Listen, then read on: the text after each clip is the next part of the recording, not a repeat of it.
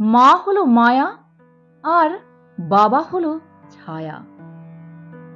আজকাল মাকে মোবাইল শেখাতে গিয়ে আমরা যতটা বিরক্তি হই, ছোটবেলায় বর্ণমালা শেখাতে গিয়ে মা যদি ততটা বিরক্তি হতো, তাহলে আমাদের আর শিক্ষিত হয়ে ওঠা হতো না। বাবার টাকা না থাকায় বাবাকে উঠতে বসতে যে খোঁটাটা দিই, বাবা যদি 10 টাকা দিয়ে সিঙ্গাড়া খেয়ে দুপুরবেলা পার না করতো, তাহলে মাংস দুধ খেয়ে আজ আমাদের এত বড় হওয়া হতো না। আজকাল আমরা বাবার সামনে ন্যাগিন ডান্স দিয়ে ডিএসএলআর আদায় করে ফেসবুকে বায়ো দিই লাইফ মিন্স ফটোগ্রাফি। মাকে ধমক দিয়ে বাইক আদায় করে ফেসবুকে ছবি আপলোড দিই ড্রাইভিং ইজ মাই প্যাশন।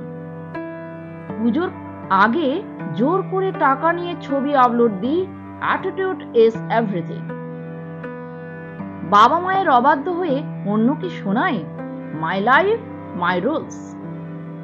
ছোটবেলায় স্কুলে পড়ানো দাঁত থাকতে দাঁতের মর্যাদা বোঝে না প্রবাদটা বড়বেলায় এসে আরেকবার পড়ানো উচিত।